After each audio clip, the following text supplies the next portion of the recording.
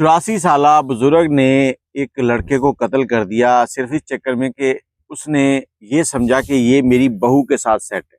پہلے بیٹی کے ساتھ سیٹ تھا، اب بہو کے ساتھ سیٹ ہے۔ اب ساری کہانی کیسے ہوئی وہ آپ کو بتاتا ہوں۔ پشاور کا یہ واقعہ ہے۔ پشاور کے بزرگ ہیں گل مراد یا مراد گل کہہ لیں، وہ 84 سال کے ہو چکے ہیں۔ بیوی ان کی فوت ہو گئی تھی۔ ان کے 2 بچے تھے، ایک بیٹی اور ایک بیٹا۔ بیٹا بڑا تھا، بیٹی چھوٹی تھی۔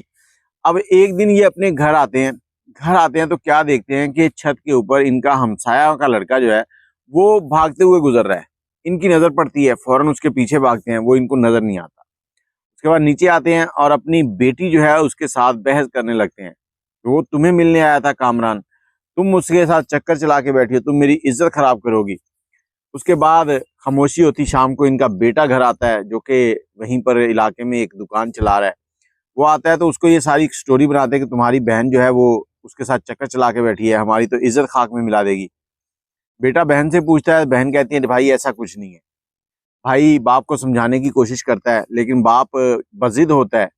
باپ کہتا ہے کہ میں اس کی شادی کروں گا۔ اب اس گھر کے اندر جو گل مراد صاحب ہیں وہ بہت سخت طبیعت کے مالک ہیں، جو وہ کہہ دیتے ہیں وہی ہوتا ہے، اور جس بات پہ یہ اکڑ جائیں اٹل ہو جائیں وہ ہو کے رہتی ہے۔ اب جیسے انہوں نے کہا کہ میں تمہاری شادی کروں گا، بیٹی نے کہا ٹھیک ہے بابا جی جیسے آپ کہیں، آپ کی حکم جو ہے وہ سراکھوں پر، پہلے بھی آپ جو کہتے ہیں وہی ہوتا ہے۔ تو فوری طور پر جلدی بیٹی کے لیے رشتہ ڈھونڈتے ہیں۔ رشتہ ڈھونڈ کر 1 سے 2 مہینے کے اندر اس کی شادی کر دیتے ہیں۔ اب شادی ہو گئی ہے، شادی ہونے کے بعد یہ گھر بڑا ڈسٹرب ہو گیا۔ پہلے روٹی کپڑے دھونا اس طرح کے معاملات بیٹی دیکھتی تھی، اب دونوں کنوارے رہ گئے، کنوارے کہہ لوں گے چھڑے کہہ لوں۔ بابا جی 84 سال کے ہیں، بیٹا جو ہے وہ جوان ہے لیکن بیوی نہیں ہے۔ اب پریشانی ہوئی تو انہوں نے پھر بیٹے کے لیے رشتہ ڈھونڈنا شروع کیا، اور ان کی بہن نے ان کو رشتہ دیا۔ بہن کی بیٹی کو 4 مہینے کے اندر اندر بیاہ کر اپنے گھر لے آئے۔ اب گھر کے معاملات ٹھیک چل رہے ہیں، لیکن ایک دن جب یہ باہر سے آتے ہیں تو دیکھتے ہیں کہ کامران جو ہے وہ پھر چھت کے اوپر سے جا رہا ہے۔ اب یہ اندر آتے ہیں تو بہو کے ساتھ بحث شروع کر دیتے ہیں، بہو کے ساتھ بحث کرتے ہیں، بہو کو کہتے ہیں کہ تمہارا کامران کے ساتھ چکر ہے۔ اب بہو مانتی نہیں ہے، اس کے ساتھ بحث ہو رہی ہے۔ اس کے بعد اس کا شوہر آ جاتا ہے، بیٹا اس کا، اور بیٹا جو ہے وہ بھی باپ کو سمجھاتا ہے۔ باپ کہتا ہے نہیں، میں نے 8 مہینے پہلے بھی اس کو دیکھا تھا، میں چپ کر گیا تھا، لیکن میری غیرت گوارا نہیں کرتی، وہ بہت چلاک بندہ ہے، پہلے میری بیٹی کو پھنسا رہا تھا، اب اس نے میری بہو کو پھنسا رکھا ہے، تو وہ ان دونوں کو استعمال کر رہا ہے، میں اب اسے چھوڑوں گا نہیں۔ بیٹے نے بہت سمجھایا، بیٹے نے کہا ابا جان ایسا نہیں ہے، آپ کو کوئی غلط فہمی ہوئی ہے، کوئی ایسا مسئلہ نہیں ہے، لیکن باپ نہیں مانا۔ گھر میں خاموشی ہو گئی۔ باپ باہر نکلا ہے، بازار گیا ہے، وہاں سے جا کر پسٹل خریدا، گولیاں خریدی، ساتھ لیا اور گھر آ گیا۔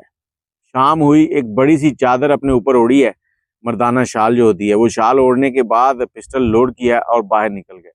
کامران جو تھا وہ گھر کا سودا سلف لے کے آ رہا تھا بازار کی طرف سے، اس کے نزدیک گئے ہیں، اس کو گولیاں ماری ہیں اور مار دیا۔ اب بابا جی چلے گئے واپس، کوئی پتہ نہیں چل رہا کیا ہوا ہے، اور قدرتی طور پر اس ایریے کے اندر نا CCTV کیمرہ لگے ہوئے تھے۔ اس CCTV کیمرے کو دیکھا گیا، اس سے جب پتہ چلا کہ یہ کس طرف سے آئے ہیں، کون اس طرح کی چادر رکھتا ہے، تو پتہ چلا جی مراد گل صاحب ہے۔ اب یہ بابا جی 84 سال کے ہیں جنہوں نے یہ کام کر دیا۔ بابا جی کو اریسٹ کیا جاتا ہے، اریسٹ کرنے کے بعد تھانے لے جاتے ہیں۔ بابا جی ساری کہانی سناتے ہیں کہ اس طرح سے اس کا میری بہو کے ساتھ چکر تھا، پہلے بیٹی کے ساتھ تھا، اور میں نے اس لیے اس کو گولیاں مار دی ہیں۔ دوسری طرف جو گھر والے ہیں ان سے پوچھا جاتا ہے، بیٹے سے بیٹی سے، تو وہ یہی کہہ رہے ہیں کہ ان کو کوئی غلط فہمی ہوئی ہے۔